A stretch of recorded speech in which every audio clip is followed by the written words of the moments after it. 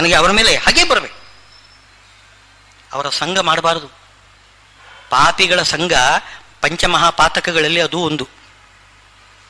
ಬ್ರಹ್ಮಹತ್ಯ, ಶಿರಸ್ಕಂಚ, ಸ್ವರ್ಣಸೇ ಬುಧಿದ್ವಯಂ, ಸುರಾಪಾನ ಹೃದಯಯುಕ್ತಂ, ಗುರುತಲ್ಪ ಕಟಿದ್ವಯಂ. ಇದು 4 ಮಹಾಪಾತಕಗಳು. ತತ್ಸಂಗ ಉಂಟಲ್ಲ, ಅದು ಒಂದು ಮಹಾಪಾತಕ. ಒಟ್ಟು ಪಂಚಮಹಾಪಾತಕ ಆಗುತ್ತೆ. ಈ ಪಾಪಿಗಳು ಯಾರಿದ್ದಾರೆ, ಅವರು ಸಂಘ ಮಾಡತಕ್ಕಂತಹ ಒಂದು ಪ್ರಸಕ್ತಿ ಬಂತು ಅಂತಂದ್ರೆ ಮಹಾಪಾತಕ ಬಂದ್ಬಿಡ್ತದೆ. ಅದಕ್ಕೆ ಏನು ಮಾಡಬೇಕು, ವೈರ ಹುಟ್ಟಿಸಬೇಕು ನೀನು. ಅವರ ಸಂಘ ಮಾಡಲಿಕ್ಕೆ ನನಗೆ ಅವಕಾಶ ಮಾಡಿಕೊಡಬಾರದು. ಪದ್ರಂಗ ಶಯನ ಉಡುಪಿಯ ಶ್ರೀಕೃಷ್ಣ ಎನ್ನ ಮನೋಭೀಷ್ಟ ವಿಜಯ ವಿಠಲ ಮಧ್ವ ಮುನಿಗೊಲಿದ ದ್ವಾರಕಾಪುರ ನಿವಾಸಿ. ಪನ್ನಂಗ ಶಯನ ಉಡುಪಿ ಕೃಷ್ಣ ನನಗೆ ಒಳ್ಳೆಯ ಬುದ್ಧಿ ಕೊಡಬೇಕು ಅಂತ ಕೇಳ್ಕೊಳ್ತಾ ಇದ್ದಾರೆ. ಆಮೇಲೆ ಹೇಳ್ತಾರೆ, ಇದು ಸಾಧು ಸ್ವಪಿಚ ಪಾಪೇಶು ಸಮಬುದ್ಧಿ ವಿಶಿಷ್ಯತೆ ಎಂಬುದಕ್ಕೆ ವ್ಯಾಖ್ಯಾನ ರೂಪವಾಗಿ ಬಂದಾಗಾಯಿತು. ಸಾಧುಗಳಲ್ಲಿ ಯಾವ ರೀತಿ ನಾವು ನಡ್ಕೊಳ್ಬೇಕು, ಪಾಪಿಗಳಲ್ಲಿ ಯಾವ ರೀತಿ ನಡ್ಕೊಳ್ಬೇಕು, ಇದನ್ನು ಸ್ಪಷ್ಟ ಹೇಳಿಕೊಟ್ಟಿದ್ದಾರೆ. ಇನ್ನು ಸುಹೃನ್ಮಿತ್ರ, ಅರಿ, ಉದಾಸೀನ, ಮಧ್ಯಸ್ಥ, ದ್ವೇಷ್ಯ, ಬಂಧು ಇವರಲ್ಲೆಲ್ಲ ಯಾವ ರೀತಿ ನಡ್ಕೋಬೇಕು, ನಮ್ಮ ವಿಚಾರ ಅವರ ದೃಷ್ಟಿಯಲ್ಲಿ, ಅವರ ವಿಷಯದಲ್ಲಿ ನಮ್ಮ ವಿಚಾರ ಯಾವ ರೀತಿ ಇರಬೇಕು ಅಂತಂದ್ರೆ ಅದನ್ನು ಹೇಳ್ತಾರೆ. ಪಾಪಾತ್ಮನ ಮಾಡು, ಪುಣ್ಯವಂತನ ಮಾಡು, ದೀಪದವನ ಮಾಡು, ದೀನ ನರನ ಮಾಡು, ತಾಪಸಿಗನ ಮಾಡು, ತಾಪತ್ರಯದಿ ಸಂತಾಪದಲ್ಲಿ ನರಕ ಕೂಪದೊಳಗೆ ಪೊಗಿಸು. ಮಾಪತಿ ನಿನ್ನಯ ಪಾಲಿಗೆ ಬಂದವನೋ ನಾ ಪೇಳುವುದೇನೋ ಅಪಾರ ಗುಣನಿಧಿ. ಪಾಪರಹಿತ ಪೂರ್ಣ ವಿಜಯ ವಿಠಲರೇಯ ನೊಂಪಿ ಸಮಸ್ತವು ನಿನವಲ್ಲವೇನೋ. ಪಾಪಾತ್ಮನ ಮಾಡು, ನೀನೆ ಪಾಪಾತ್ಮನನ್ನಾಗಿ ಮಾಡೋದು. ಪಾಪ ಅಂತಂದ್ರೆ ಈ ಶತ್ರುಗಳು ಮುಂತಾದವುಗಳ ಪಾಪಾಚರಣೆ ಮಾಡ್ತಾರಲ್ಲ ಅಂಥ ಪಾಪಾತ್ಮ ಅಂದ್ರೆ ಇಲ್ಲಿ ಆ ದೈತ್ಯರುಗಳು ಅಂತ ಅರ್ಥಲ್ಲ. ಅದಕ್ಕೆ ಏನು ಪಾಪ ಕಾರ್ಯ ಮಾಡ್ತಾರೆ, ಹಿಂಸೆ ಮುಂತಾದವುಗಳೆಲ್ಲ ಮಾಡ್ತಾರೆ. ಹಾಗೆ ನನ್ನಲ್ಲಿಯೂ ಕೂಡ ಸಜ್ಜನರ ಮುಂದೆ ಸಜ್ಜನರಿಗೆ ಶತ್ರು ಆಗಬಾರದು. ನಾವು ಸಜ್ಜನರಿಗೆ ಶತ್ರು ಆಗಬಾರದು, ದುರ್ಜನರಿಗೆ ಮಿತ್ರರು ಆಗಬಾರದು. ಆ ರೀತಿ ನನ್ನಲ್ಲಿ ಪಾಪಾತ್ಮನನ್ನು ಮಾಡುವುದು ನೀನೇ, ಪುಣ್ಯವಂತನನ್ನು ಮಾಡುವುದು ನೀನೇ, ಎಲ್ಲ ನಿನ್ನ ಅಧೀನ. ಅದನ್ನು ಸರಿಯಾದ ಸ್ಥಾನದಲ್ಲಿ ನನಗೆ ಅದನ್ನೆಲ್ಲ ಮಾಡಿಕೊಡ್ಬೇಕು ನೀನು. ಎಲ್ಲಿ ಯಾರ ವಿಷಯದಲ್ಲಿ ನಾನು ಪಾಪಾತ್ಮನಾಗಬೇಕು, ಯಾರ ವಿಷಯದಲ್ಲಿ ಪುಣ್ಯವಂತನಾಗಬೇಕು, ಅದು ನೀನೇ ಮಾಡ್ತಕ್ಕಂಥವನು ಮಾಡು. ದೀಪದವನ ಮಾಡು, ದೀನ ನರನ ಮಾಡು. ದೀಪದವನು ಅಂತಂದ್ರೆ ಅರ್ಥ ಏನು, ನಾನು ಈಗ ಅರ್ಥ ಮಾಡ್ಕೊಂಡಿದ್ದೇನೆ. ಅವನು ಹೋಗುವಾಗ ಯಾರಾದ್ರೂ ದೀಪ ಹಿಡ್ಕೊಂಡು ಅವರನ್ನು ಕರ್ಕೊಂಡು ಹೋಗಬೇಕು. ದೊಡ್ಡವರಿಗೆ ಹೋಗುವಾಗ ಎದುರುಗಡೆ ದೀಪದವರು ಬರಬೇಕಲ್ಲ, ದೀವಟಿಕೆ ಇತ್ಯಾದಿಗಳೆಲ್ಲ ಹಿಡ್ಕೊಂಡು. ಆದ್ರಿಂದ ದೊಡ್ಡವರು ದೀಪದವನು ಅಂತಂದ್ರೆ ಆ ದೀಪದ ಬೆಳಕಿನಲ್ಲಿ, ದೀವಟಿಗೆ ಬೆಳಕಿನಲ್ಲಿ ಪ್ರಯಾಣ ಮಾಡತಕ್ಕಂಥ ರಾಜ ಮುಂತಾದವುಗಳೆಲ್ಲ ದೀಪದವನು. ಅಂಥ ದೀಪದವನನ್ನು ಮಾಡು, ಅಥವಾ ದೀನ ನರನನ್ನು ಮಾಡು, ಹಾಗೂ ಮಾಡು. ತಾಪಸಿಗನ ಮಾಡು, ತಪಸ್ವಿಯಾಗಿ ಮಾಡು ನನ್ನನ್ನು. ತಾಪತ್ರಯದಿ ಸಂತಾಪದಲ್ಲಿ ನರಕಕೂಪದೊಳಗೆ ಪೊಗಿಸು, ಅದು ಕೂಡ ಮಾಡು. ತಾಪತ್ರಯದಲ್ಲಿ ಹಾಕುವುದು, ಸಂತಾಪಗೊಳಿಸುವುದು, ನರಕಕೂಪದಲ್ಲಿ ಹಾಕುವುದು ಎಲ್ಲ ಮಾಡು ನೀನು. ಇದು ಮನುಷ್ಯೋತ್ತಮರಲ್ಲಿ ಎಲ್ಲಾ ಬರ್ತದೆ. ಇಂಥದ್ದೆಲ್ಲ ಇದು ವಿಜಯದಾಸರು ಸ್ವಯಂ ತಮ್ಮ ವೈಯಕ್ತಿಕವಾಗಿ ಹೇಳಿದ್ದು ಅಂತ ತಿಳ್ಕೋಬಾರದು. ಅವರು ಸಾಧುಗಳೇ, ಅವ್ರು ಯಾವತ್ತೂ ಕೂಡ ಪಾಪತ್ಪರಾಗುವುದಿಲ್ಲ, ನರಕಕ್ಕೆ ಹೋಗುವುದಿಲ್ಲ. ದೇವಾನ ನಿರಯೋ ನಾಸ್ತಿ ಅಂತಿದೆ. ದೇವತೆಗಳಿಗೆ ಯಾವತ್ತೂ ಕೂಡ ನರಕ ದರ್ಶನವೇ ಇಲ್ಲ ಅಂತೆ. ನರಕ ಇಲ್ಲ, ನರಕ ದರ್ಶನ ನರಕಾಧಿಪತಿ ಯಮನಿಗೆ, ಧರ್ಮರಾಜನಿಗೆ ಕೊಟ್ಟಿದ್ದಾನೆ ಭಗವಂತ, ಅದು ಬೇರೆ ವಿಷಯ. ಅದು ನರಕ ಇಲ್ಲ ಅವರಿಗೆ, ನರಕ ಕೂಪದಲ್ಲಿ ದೇವತೆಗಳನ್ನು ಹಾಕುವುದಿಲ್ಲ ಅಂತಿದೆ.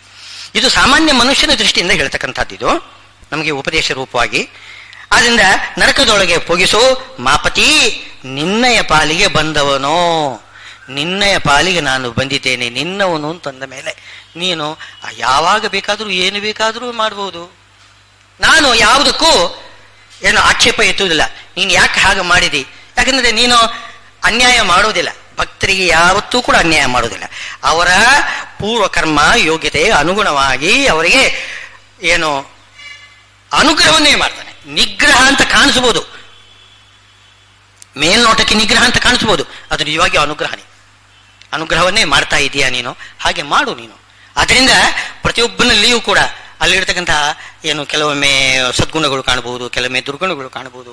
ಅದೆಲ್ಲ ಈ ವಾತಾವರಣ ದೋಷದಿಂದ ಅಲ್ಲೆಲ್ಲ ಪರಮಾತ್ಮನ ಪ್ರೇರಣೆಯಿಂದ ಇಚ್ಛೆಯಿಂದ ಏನೇನೋ ವ್ಯತ್ಯಾಸಗಳು ಆಗಿ ಕಾಣಿಸ್ತದೆ. ಅದೆಲ್ಲ ಸ್ವಾಭಾವಿಕವಾಗಿ ಆ ಮನುಷ್ಯ ಕೆಟ್ಟವನು ಅಂತ ಒಬ್ಬರ ಬಗ್ಗೆ ನಾವು ತೀರ್ಮಾನ ಮಾಡೋದು ಬಹಳ ಕಷ್ಟ. ಹಾಗೆ ಮಾಡಬಾರ್ದು. ಮನುಷ್ಯೋತ್ತಮರು ಅಜ್ಞಾನಿಗಳು ತಾನೆ. ಮನುಷ್ಯೋತ್ತಮರು ಇನ್ನೂ ಕೂಡ ಅವರಿಗೆ ಜ್ಞಾನ ಬಂದಿರುವುದಿಲ್ಲ. ಜ್ಞಾನಿಗಳು ಯಾರು? ಈ ದೇವತೆಗಳು. ದೇವತೆಗಳು ಅಪರೋಕ್ಷ ಜ್ಞಾನಿಗಳು ಎಲ್ಲರೂ ಕೂಡ. ಮನುಷ್ಯೋತ್ತಮರು ಅಜ್ಞಾನಿಗಳು. ಅವರು ಜ್ಞಾನ ಸಂಪಾದನೆ ಮಾಡಬೇಕು. ಈ ಅಜ್ಞಾನ ಅವಸ್ಥೆಯಲ್ಲಿ ಇರುವಾಗ ಅವರು ಒಂದೇ ರೀತಿ ಇರುವುದಿಲ್ಲ. ಕೆಲವು ಸಲ ಪುಣ್ಯ ಮಾಡ್ತಾರೆ, ಪಾಪಾತ್ಮರಾಗ್ತಾರೆ, ಕೆಲವರು ಪುಣ್ಯಾತ್ಮರಾಗ್ತಾರೆ, ಕೆಲವೊಮ್ಮೆ ಸ್ವರ್ಗಕ್ಕೆ ಹೋಗ್ತಾರೆ, ಕೆಲವೊಮ್ಮೆ ನರಕಕ್ಕೆ ಹೋಗ್ತಾರೆ. ಆದರೆ ಅವರು ಪಾಪ ಮಾಡಿ ನರಕಕ್ಕೆ ಹೋದ ಅಂತಂದ್ರೆ ಅವನು ಅಸುರ, ದೈತ್ಯ, ಹಾಗೆ ನಾವು ತೀರ್ಮಾನ ಮಾತ್ರ ಮಾಡಬಾರದು. ಬಹಳ ಜಾಗೃತಿ ಇರಬೇಕು ಅವರ ವಿಷಯದಲ್ಲಿ ನಾವು ಏನು. ಆದ್ದರಿಂದ ಏನು ಸುಹೃನ್ ಮಿತ್ರ ಹರಿ ಉದಾಸೀನರಲ್ಲಿ ಸಮಬುದ್ಧಿ ಇಟ್ಕೋಬೇಕು. ಅವರ ಜೀವ ಸ್ವರೂಪದಲ್ಲಿ ಇಂಥ ದೋಷಗಳೆಲ್ಲ ಇವೆ, ಶತ್ರುತ್ವ ಮಿತ್ರತ್ವ ಇತ್ಯಾದಿಗಳೆಲ್ಲ ಅವರ ಸ್ವರೂಪದಲ್ಲೇ ಇರತಕ್ಕಂಥದ್ದು ಅಂತ ಮಾತ್ರ ಯಾವತ್ತೂ ಕೂಡ ನಾವು ತೀರ್ಮಾನ ಮಾಡಬಾರದು. ಅದು ನಮ್ಗೆ ಗೊತ್ತಿಲ್ಲ. ಅದು ಹೇಳತಕ್ಕಂಥವ್ರು ಅವರು ಜೀವ ಯೋಗ್ಯತೆ ನಮ್ಗೆ ಗೊತ್ತಾಗೋದಿಲ್ಲ. ಯಾರು ಅಪರೋಕ್ಷ ಜ್ಞಾನಿಗಳಿಗೆ ಗೊತ್ತು. ಜೀವ ಯೋಗ್ಯತೆ ಯಾರಿಗೂ ಹೇಳಲಿಕ್ಕೆ ಬರೋದಿಲ್ಲ. ನಾವು ಒಂದು ಅವಸರದಲ್ಲಿ ತೀರ್ಮಾನ ಮಾಡಬಾರ್ದು. ಆದ್ದರಿಂದ ಸುಹೃನ್ ಮಿತ್ರಾರಿ ಉದಾಸೀನ ಮಧ್ಯಸ್ಥ ದ್ವೇಷ ಬಂಧುಷು ಅವರೆಲ್ಲ ಹೇಗಿರಬೇಕು? ನಾವು ಸಮಬುದ್ಧಿಯವರ ಆಗಿರಬೇಕು. ಸಮಬುದ್ಧಿ ಶಬ್ದಕ್ಕೆ ಅರ್ಥವೇನು? ಆ ಸುಹೃತ್ವ ಮಿತ್ರತ್ವ ಇತ್ಯಾದಿಗಳೆಲ್ಲ ಆ ಜೀವನ ಸ್ವರೂಪದಲ್ಲಿ ಇಲ್ಲ. ತತ್ಕಾಲದಲ್ಲಿ ಭಗವಂತ ಏನು ಸೃಷ್ಟಿ ಮಾಡ್ತಾನೆ. ಅದು ಅವರ ಒಳ್ಳೆಯದಕ್ಕೂ ಇರ್ಬೋದು, ನಮ್ಮ ಒಳ್ಳೆಯದಕ್ಕೂ ಇರ್ಬೋದು. ಅಂತೂ ಒಳ್ಳೆಯದಕ್ಕೇನೆ, ಸಜ್ಜನರ ಒಳ್ಳೆಯದಕ್ಕೇನೆ ಅವನು ಹಾಗೆ ಮಾಡ್ತಕ್ಕಂಥದ್ದು. ಆ ರೀತಿ ತಿಳ್ಕೊಂಡು ಪ್ರತಿಯೊಬ್ಬರಲ್ಲಿಯೂ ಕೂಡ ಪ್ರೀತಿಯನ್ನು ತೋರಬೇಕು. ಯಾರಲ್ಲಿಯೂ ಕೂಡ ನಾವು ಅಪರಾಧ ಮಾಡಲಿಕ್ಕೆ ಹೋಗಬಾರದು. ಆದರೆ ಒಂದು ಮಾತ್ರ, ನಾರಾಯಣ ದ್ಯುಟ್ ತದನುಬಂಧಿ ನಿಗ್ರಹ ಉಂಟಲ್ಲ, ಅದು ಮಾತ್ರ ಮಾಡಲೇಬೇಕು. ಈ ಲೌಕಿಕ ವಿಷಯದಲ್ಲಿ ಸುಹೃತ್ವ ಮಿತ್ರತ್ವ ಇದೆಲ್ಲ ಅದು ನಗಣ್ಯ. ಅದನ್ನು ನಾವು ಅದಕ್ಕೆ ಬೆಲೆ ಕೊಡಬಾರದು. ಪರಮಾತ್ಮನ ವಿಷಯದಲ್ಲಿ, ತತ್ವದ ವಿಷಯದಲ್ಲಿ ಮಾತ್ರ ಅವರೇನಾದರೂ ಹೇಳಿದರು ಅಂತಂದರೆ, ಆ ರೀತಿ ಹೇಳಿದರೆ ನಾವು ಖಂಡನೆ ಮಾಡಲೇಬೇಕು. ಆ ವಿಷಯದಲ್ಲಿ ಮಾತ್ರ ಅವರು ಹೇಳ್ತಾರೆ, ಅಲ್ಲಿ ಯಾರು ಅಸುರರು ಯಾರು ದೇವ ಅಂಶರು ದೇವಋತಿಗಳು ಅಂತಂದರೆ, ಅವರು ತಾತ್ಪರ್ಯದಲ್ಲಿ ಶ್ರೀಮದಾಚಾರ್ಯ ಹೇಳ್ತಾರೆ, ಯಾರು ಅನ್ಯಥಾ ಜ್ಞಾನದಲ್ಲಿ ವಿಶೇಷವಾದ ಆಗ್ರಹ ತೋರ್ತಾರೆ, ಯಾರಾದರೂ ದೊಡ್ಡವರು ಬಂದರೆ, ಜ್ಞಾನಿಗಳು ಬಂದರೆ ಅವರಲ್ಲಿ ತಮ್ಮ ಸಂದೇಹ ಇತ್ಯಾದಿಗಳನ್ನೆಲ್ಲ ಹೇಳಿಕೊಳ್ಳಿಕ್ಕೆ ಹೋಗುವುದಿಲ್ಲ ಅಂತೆ ಅವರು. ಯಾರಾದರೂ ಬೇರೆಯವರು ಹೋಗುತ್ತಿದ್ದರೆ ಅವರನ್ನು ತಡೀತಾರೆ, ತಾವು ಹೋಗುವುದಿಲ್ಲ, ಇನ್ನೊಬ್ಬರನ್ನು ಹೋಗ್ಲಿಕ್ಕೆ ಬಿಡುವುದಿಲ್ಲ. ಯದಾತು ಜ್ಞಾನಿ ಸದ್ಭಾವೇ ನೈವಗ್ರಹ್ಣಂತೆ ತತ್ಪರಂ ಅಂತ ಅಲ್ಲಿ ಶ್ರೀಮದಾಚಾರ್ಯರು ನಿರ್ಣಯದಲ್ಲಿ ಹೇಳ್ತಾರೆ. ಜ್ಞಾನಿಗಳು ಒಂದಾಗ ಅವರ ಉಪದೇಶವನ್ನು ತಾವು ತಗೊಳ್ಳುವುದಿಲ್ಲ, ಇನ್ನೊಬ್ಬರಿಗೂ ಹೋಗಲಿಕ್ಕೆ ಬಿಡುವುದಿಲ್ಲ. ಇಂಥ ಒಂದು ಆಗ್ರಹ ಯಾರು ತೋರ್ತಾರೆ, ಅದು ಪರತತ್ವದ ವಿಚಾರದಲ್ಲಿ ಈ ರೀತಿ ಯಾರು ತಪ್ಪುತ್ತಾರೆ, ಅನ್ಯಥಾ ಜ್ಞಾನಿಗಳಿದ್ದಾರೆ, ಅವರು ನಿಜವಾದ ಶತ್ರುಗಳು. ಅವರನ್ನು ಮಾತ್ರ ಹಾಗೆಯಿಂದಲೇ ನಾವು ನೋಡಬೇಕು, ಹಾಗೆ ಭಾವನೆಯಿಂದಲೇ ನೋಡಬೇಕು. ಮತ್ತೆ ವೈಷಯಿಕವಾಗಿರತಕ್ಕಂಥ ಸಾಮಾನ್ಯವಾಗಿರತಕ್ಕ ಲೌಕಿಕ ವ್ಯವಹಾರದಲ್ಲಿ ಶತ್ರುಗಳು ಮಿತ್ರರು ಅದೆಲ್ಲ ನಮ್ಮ ಕರ್ಮಾನುಗುಣವಾಗಿ ಅದು ಬರಬಹುದು. ಅದು ಜೀವನ ಸ್ವರೂಪದಲ್ಲಿ ಇಲ್ಲ. ಇದು ಮಾತ್ರ ಜೀವನ ಸ್ವರೂಪದಲ್ಲಿ ಇರ್ತದೆ. ಇಂಥದ್ದು ಯಾವುದು ಹರಿ ಗುರುಗಳ ನಿಂದೆ ಮಾಡ್ತಕ್ಕಂತಹ ಒಂದು ಸ್ವಭಾವ ಕಂಡು ಬಂದರೆ ಅದು ಸ್ವರೂಪದಲ್ಲೇನೆ ಇದೆ ಅಂತ ನಾವು ತಿಳ್ಕೊಳ್ಬೇಕು. ಅದನ್ನು ಕೂಡ ಬಹಳ ಜಾಗರೂಕತೆಯಿಂದ ನೋಡಬೇಕಾಗತ್ತೆ. ಅಷ್ಟು ಸುಲಭದಲ್ಲಿ ಇಲ್ಲ. ಅದಕ್ಕೆ ಜೀವಯೋಗ್ಯತೆ ತಿಳಿದವರೇ ಹೇಳಬೇಕಷ್ಟೆ. ನಾವು ಅವಸರ ಮಾಡಬಾರ್ದು ಮಾತ್ರ.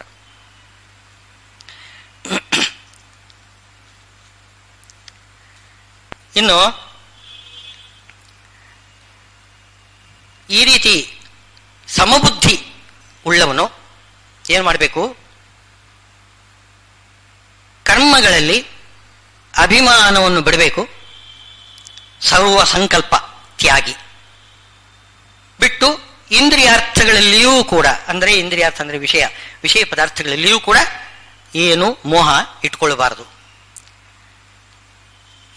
ಹಾಗೆ ಮಾಡಿ ಧ್ಯಾನವನ್ನು ಮಾಡಲಿಕ್ಕೆ ತೊಡಗಬೇಕು. ಧ್ಯಾನ ಮಾಡುವಾಗ ಆ ಮಾಡುವ ಕ್ರಮವನ್ನೆಲ್ಲ ಹೇಳ್ತಾರೆ. ಯಾವ ಥರ ಮಾಡಬೇಕು?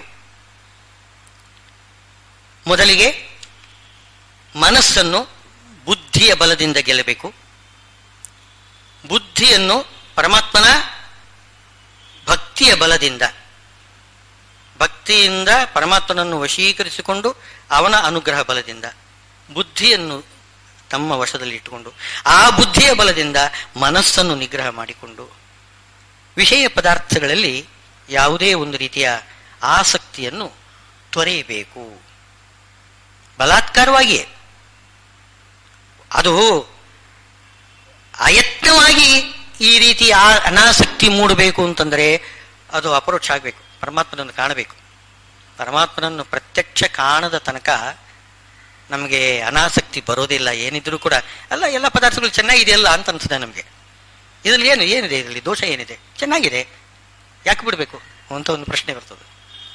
ಆದರೆ ಅದನ್ನು ನೋಡಿಬಿಟ್ರೆ, ಪರಮಾತ್ಮನ ಸ್ವರೂಪವನ್ನು ನೋಡಿಬಿಟ್ರೆ ಅದರ ಮುಂದೆ ಇದು ಯಾವುದೂ ಅಲ್ಲ, ಏನೂ ಅಲ್ಲ, ಇದು ಚೆನ್ನಾಗಿರೋದು ಅದು ಒಂದೇ, ಉಳಿದಿಲ್ಲ ಏನು ಚೆನ್ನಾಗಿಲ್ಲ ಅಂತ ಅನ್ನತಕ್ಕಂಥದ್ದು ಬುದ್ಧಿ ಬಂದಾಗ ಎಲ್ಲ ಕಡೆಗೂ ಅನಾಸಕ್ತಿ ಬಂದ್ಬಿಡ್ತದೆ.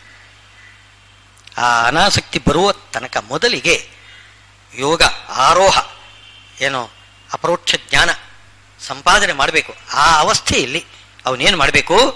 ಸರ್ವ ಸಂಕಲ್ಪ ತ್ಯಾಗ ಮಾಡಿ ಇಂದ್ರಿಯಾರ್ಥಗಳಲ್ಲಿ ಅನಾಸಕ್ತಿ ತಾಳಬೇಕು. ಈ ಅನಾಸಕ್ತಿ ಯಾವಾಗ ಅಪ್ರಯತ್ನವಾಗಿ ಬರ್ತದೋ ಆವಾಗ ಅವನು ಅಪರೋಕ್ಷ ಜ್ಞಾನಿ ಅಂತ ತಿಳ್ಕೊಳ್ಬೇಕು. ಹೀಗೆ ಮಾಡಬೇಕಾಗಿದ್ದರೆ ಮನೋನಿಗ್ರಹ ಆಗಿರಲೇಬೇಕು.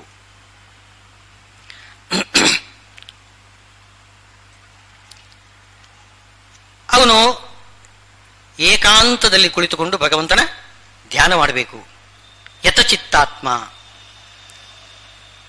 ಅಲ್ಲಿ ಕೂತ್ಕೋಬೇಕು ಅಂತಂದ್ರೆ, ಒಂದು ಕಡೆ ಏಕಾಂತದಲ್ಲಿ ಕೂತ್ಕೋಬೇಕು ಅಂತಂದ್ರೆ ಆಸನ ನಿಯಮ ಹೇಳ್ತಾರೆ. ಯಮ ನಿಯಮ, ಯಮ ನಿಯಮಗಳು ಬೇಕೇ ಬೇಕು. ಅದನ್ನೆಲ್ಲ ಇಷ್ಟವರೆಗೆ ಹೇಳಿದ್ದು. ಯಮ ನಿಯಮ ಏನೋ ಮನಸ್ಸನ್ನು ಗೆಲ್ಲುವುದೇ ಇದು ಯಮ ನಿಯಮಗಳು. ಆಮೇಲೆ ಆಸನ, ಆಸನವನ್ನು ಹೇಳ್ತಾರೆ.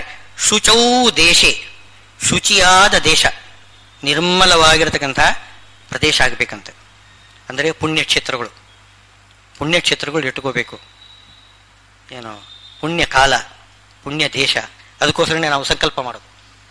ಒಳ್ಳೆಯ ಪುಣ್ಯ ಕಾಲ, ಪುಣ್ಯ ದೇಶಗಳನ್ನು ಸಂಕಲ್ಪ ಮಾಡಿ ಅವರ ಅಭಿಮಾನಿ ದೇವತೆಗಳನ್ನು ಮನಸ್ಸಿನಲ್ಲಿ ಚಿಂತನೆ ಮಾಡಿದರೆ ಆವಾಗ ಆ ದೇಶ ಕಾಲಗಳ ಪ್ರಭಾವ ಮನಸ್ಸಿಗೆ ಆಗಿಬಿಟ್ಟು ಆ ಧ್ಯಾನ ಗಟ್ಟಿಯಾಗ್ತದೆ. ಧ್ಯಾನ ಗಟ್ಟಿಯಾಗಬೇಕಾಗಿದ್ರೆ ಆ ದೇಶ ಕಾಲಗಳು ಕೂಡ ಮುಖ್ಯ. ಎಲ್ಲ ದೇಶಗಳಲ್ಲಿ ಎಲ್ಲ ಕಾಲಗಳಲ್ಲಿ ಧ್ಯಾನ ಬರೋದಿಲ್ಲ ನಮಗೆ. ಅಂಥ ಶುಚಿಯಾಗಿರತಕ್ಕಂಥ ದೇಶದಲ್ಲಿ ಕುಳಿತುಕೊಳ್ಬೇಕು. ಶುಚಿಯಾದ ಕಾಲದಲ್ಲಿ, ಶುಚಿಯಾದ ದೇಶದಲ್ಲಿ. ಈಗ ಆಸುರ ಕಾಲ ಅಂತಿದೆ, ನಡು ಮಧ್ಯರಾತ್ರಿ, ಆವಾಗ ಧ್ಯಾನಕ್ಕೆ ಕುಳಿತುಕೊಳ್ಳೋದಲ್ಲ. ಆದರೆ ಪರಮಾತ್ಮನ ಚಿಂತನೆ ಸದಾ ಕಾಲ ಮಾಡಬೇಕು. ಅದು ಸ್ಮರಣೆಗೆ ಆಸನಾದಿ ನಿಯಮ ಇಲ್ಲ, ಧ್ಯಾನಕ್ಕೆ ಆಸನಾದಿ ನಿಯಮ ಇದೆ. ಇಷ್ಟು ವ್ಯತ್ಯಾಸ ಇದೆ. ಏನು ಸದಾ ಸ್ಮರಣೆಗೆ ಧ್ಯಾನ ಆಸನ ಯಾವುದೂ ಇಲ್ಲ. ಓಡಾಡ್ತಾ ಇರುವಾಗ, ಯಾವುದೇ ಕೆಲಸ ಮಾಡ್ತಾ ಇರುವಾಗ, ಮಲ್ಕೊಂಡಿರುವಾಗ, ಎದ್ದಿರುವಾಗ, ಯಾವ ರೀತಿಯೂ ಆಗ್ಬೋದು. ಮಲಗಿ ಪರಮಾದರ ದೀಪ ಆಡಲು ಕುಳಿತು ಕೇಳುವ, ಮಲ್ಕೊಂಡು ಹೇಳಿ, ಕೂತ್ಕೊಂಡು ಹೇಳಿ, ನಿಂತ್ಕೊಂಡು ಹೇಳಿ, ಓಡಾಡ್ತಾ ಹೇಳಿ, ಕುಣಿದುಕೊಂಡು ಹೇಳಿ, ಯಾವ ರೀತಿ ಹೇಳಿದ್ರೂ ಪರವಾಗಿಲ್ಲ. ಆಸನಾದಿ ನಿಯಮ ಇಲ್ಲ. ಆದರೆ ಧ್ಯಾನಕ್ಕೆ ಮಾತ್ರ ಆಸನಾದಿ ನಿಯಮಗಳಿದೆ. ಅದು ಶುಚಿಯಾದ ದೇಶದಲ್ಲಿ ಏನು ಮಾಡಬೇಕು? ಸ್ಥಿರವಾಗಿರ್ತಕ್ಕಂಥ ಆಸನ ಹಾಕೋಬೇಕು. ಆ ಆಸನದಲ್ಲಿ ಅದು ಅಲ್ಲಾಡ್ತಾ ಇದ್ದರೆ ಮನಸ್ಸು ಕೂಡ ಅಲ್ಲಾಡ್ಲಿಕ್ಕೆ ಪ್ರಾರಂಭ ಆಗುತ್ತೆ. ಅದಕ್ಕೋಸ್ಕರ ಸ್ಥಿರವಾದ ಆಸನ ಆಗಿರಬೇಕು. ಅಂದರೆ ಸ್ಥಿರ ಆದ ಆಸನ ಅಂತಂದರೆ ಎರಡು ರೀತಿ. ಆಸನವೂ ಸ್ಥಿರ ಆಗಿರಬೇಕು. ನಾವು ಕುಳಿತುಕೊಳ್ಳತಕ್ಕಂಥ ಭಂಗಿ ಇದೆಯಲ್ಲ, ಅದನ್ನು ಆಸನ ಅಂತ ಹೇಳ್ತಾರೆ.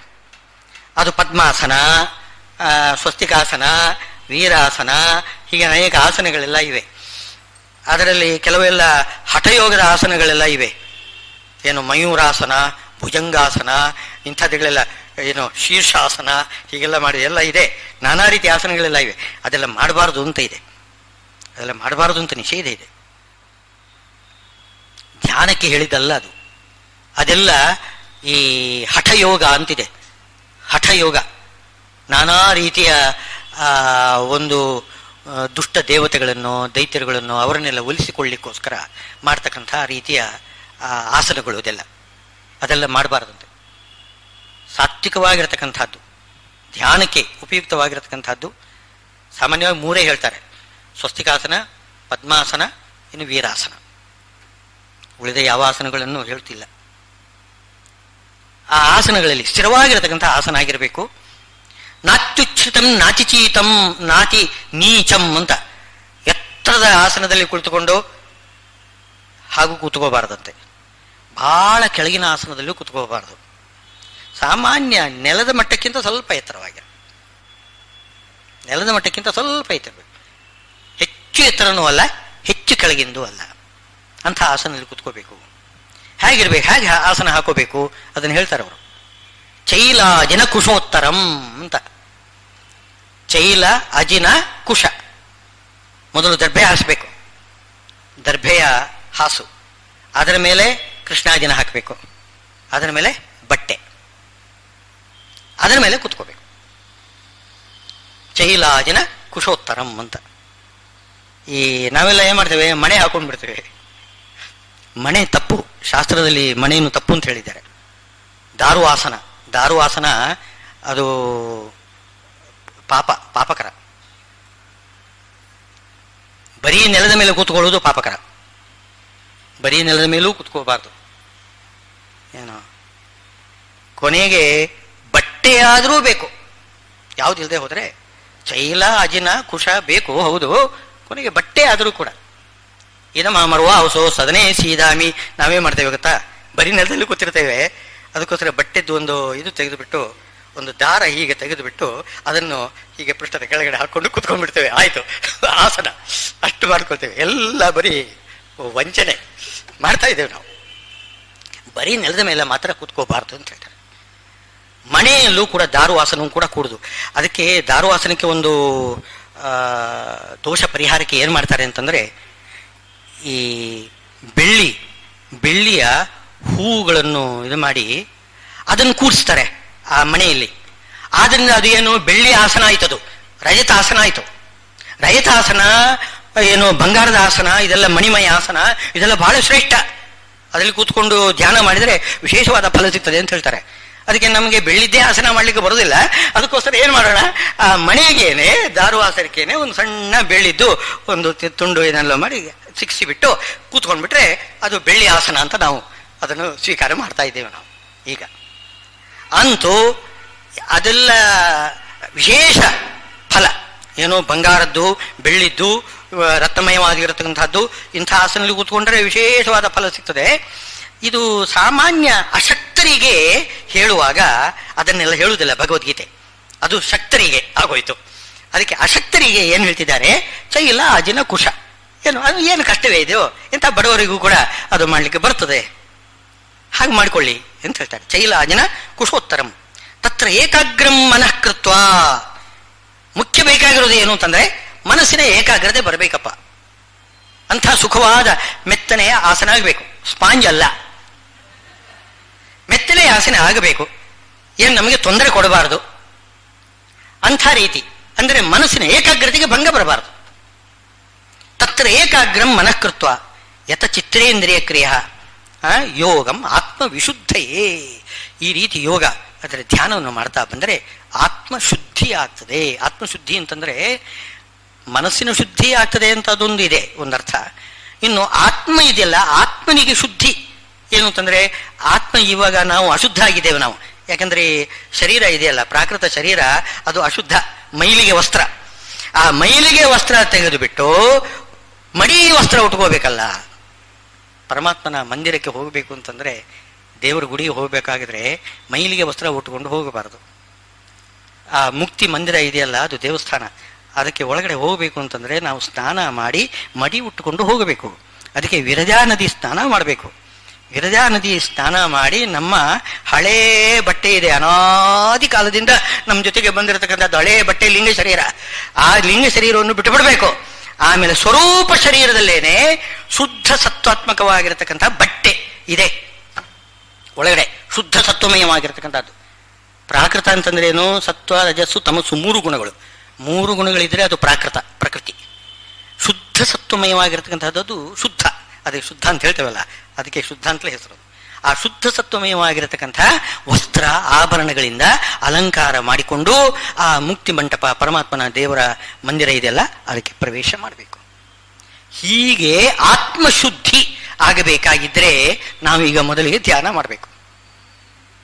ಮೊದಲಿಗೆ ಧ್ಯಾನ ಮಾಡದೆ ಹೋದರೆ ಈ ಆತ್ಮವಿಶುದ್ಧಿ ಅದು ಬಹಳ ದೂರ, ನಮಗೆ ಸಿಗೋದೇ ಇಲ್ಲ, ಆಗೋದೇ ಇಲ್ಲ. ಅದು ಆತ್ಮವಿಶುದ್ಧಿ. ಹಾಗೆ ಕೂತ್ಕೊಳ್ಳುವಾಗ ಹೇಗೆ ಕೂತ್ಕೋಬೇಕು? ಸಮಂ ಕಾಯ ಶಿರೋಗ್ರೀವಂ. ಅದು ತಲೆ ಬಗ್ಗಿಸುವುದು, ಇದು ಮಾಡಿಕೊಂಡು ಕಣ್ಣು ಮುಚ್ಚಿಕೊಂಡು ಬಿಡುದು ಅಂತಂದ್ರೆ ಅಲ್ಲಿ ನಿದ್ದೆ ಬಂದ್ಬಿಡ್ತದೆ, ಧ್ಯಾನ ಆಗುವುದಿಲ್ಲ. ತಲೆ ಬಗ್ಗಿಸಿಕೊಂಡು ಕಣ್ಣು ಮುಚ್ಚಿಕೊಂಡು ಬಿಟ್ರೆ ನಿದ್ದೆ ಬರೋದಿಲ್ಲ, ನಿದ್ದೆ ಬಂದ್ಬಿಡ್ತದೆ. ಅದಕ್ಕೇನು ಮಾಡಬೇಕು? ಸರಿಯಾಗಿ ನೆಟ್ಟಿಗೆ ಕೂತ್ಕೋಬೇಕು, ನೆಟ್ಟಿಗೆ ಕೂತ್ಕೋಬೇಕು. ಕಣ್ಣು ಮುಚ್ಕೋಬಾರದು, ಕಣ್ಣು ಮುಚ್ಚಿ ಧ್ಯಾನ ಮಾಡೋದು ಅಂತ ಹೇಳ್ತೇವೆ ನಾವು. ಇಲ್ಲ, ಕಣ್ಣು ಮುಚ್ಚಿ ಧ್ಯಾನ ಅಲ್ಲ, ನಿದ್ದೆ ಅದು. ಅದರಿಂದ ಏನ್ ಮಾಡಬೇಕು? ಕಣ್ಣು ಆರೇ ತೆರೆದಿರಬೇಕು, ಪೂರ್ತಿ ತೆರೀಬಾರ್ದು, ಪೂರ್ತಿ ಮುಚ್ಚಬಾರ್ದು. ಪೂರ್ತಿ ತೆರೆದ್ರೆ ಎಲ್ಲ ಕಾಣಿಸ್ತದೆ, ಪೂರ್ತಿ ಮುಚ್ಚಿದರೆ ನಿದ್ದೆ ಬರ್ತದೆ. ಇದಕ್ಕೇನ್ ಮಾಡಬೇಕು? ಅರ್ಧ ತೆರೀಬೇಕಂತ. ಇವರು ಬಹಳ ಸುಂದರವಾಗಿ ಇವರು ರುದ್ರದೇವರ 3 ಕಣ್ಣಿನ ಬಗ್ಗೆ ಬಹಳ ಸುಂದರವಾದ ವರ್ಣನೆ ಮಾಡ್ತಾರೆ. ಅದು ಮುಂದಕ್ಕೆ ಬರ್ತದೆ, ರುದ್ರದೇವರ ವರ್ಣನೆಯಲ್ಲಿ ಬರ್ತದೆ. 3 ಕಣ್ಣಿದೆ, ಅದರಲ್ಲಿ ಬಲಗಣ್ಣಿನಲ್ಲಿ ಸೂರ್ಯದೇವರು, ಎಡಗಣ್ಣಿನಲ್ಲಿ ಚಂದ್ರದೇವರು, ಹಣೆಗಣ್ಣಿನಲ್ಲಿ ಅಗ್ನಿದೇವರು. ಅಗ್ನಿದೇವರು ಕಾಮನನ್ನು ಸುಟ್ಟು ಬಿಟ್ಟರು. ಸುಟ್ಟಾಗ ಏನಾಯ್ತದು? ಅದಕ್ಕೆ ವೈರಾಗ್ಯ ಬಂದ್ಬಿಡ್ತು. ಕಾಮ ಅಂದ್ರೆ ಅವೈರಾಗ್ಯ ಮೂರ್ತಿ ಅವನು. ಅವೈರಾಗ್ಯ ಯಾರು? ಕಾಮ. ಅವನು ಸುಟ್ಟು ಬಿಟ್ರೆ ವೈರಾಗ್ಯ ಮೂರ್ತಿ ಯಾರು? ರುದ್ರದೇವರು. ಅವರು ಕಣ್ಣು ಮುಚ್ಕೊಂಡು ಬಿಟ್ಟಿದ್ದಾರೆ, ವೈರಾಗ್ಯದಿಂದ ನೋಡೋದಿಲ್ಲ, ಪ್ರಪಂಚವನ್ನೇ ನೋಡೋದಿಲ್ಲ. ಅವರು ಕಣ್ಣು ತೆರೆದ್ರೆ ಪ್ರಪಂಚ ಸುಟ್ಟೋಗ್ತದೆ ಅಂತ ಭಯ ಅಲ್ಲ, ಅವರು ಕಣ್ಣು ಮುಚ್ಚಿಕೊಳ್ಳೋದು ಯಾಕೆ ಅಂತಂದ್ರೆ ವೈರಾಗ್ಯ. ಯಾವುದನ್ನು ನೋಡುವುದಿಲ್ಲ, ಪ್ರಪಂಚದಲ್ಲಿ ಇರುವುದನ್ನು ನಾನು ಯಾವುದನ್ನು ನೋಡುವುದಿಲ್ಲ, ನಾನು ನೋಡುವುದು ಒಳಗಣ್ಣಿನಲ್ಲಿ ಪರಮಾತ್ಮನನ್ನು ನೋಡ್ತೇನೆ, ಪರಮಾತ್ಮ ಹೊರಗಿನ ಪದಾರ್ಥವನ್ನೇ ನೋಡುವುದಿಲ್ಲ ನಾನು ಅಂತ ಆ ಹಣೆಗಣ್ಣು ಮುಚ್ಕೊಂಡು ಬಿಡ್ತದಂತೆ. ಹಣೆಗಣ್ಣು ತೆರೆಯುವುದೇ ಇಲ್ಲ, ಅದು ಲಯಕಾಲದಲ್ಲೇ ತೆರೆಯುವುದು. ಲಯಕಾಲದಲ್ಲಿ ತೆರೆದು ಇಡೀ ಪ್ರಪಂಚವನ್ನು ಭಸ್ಮ ಮಾಡಿಬಿಡ್ತಾರೆ.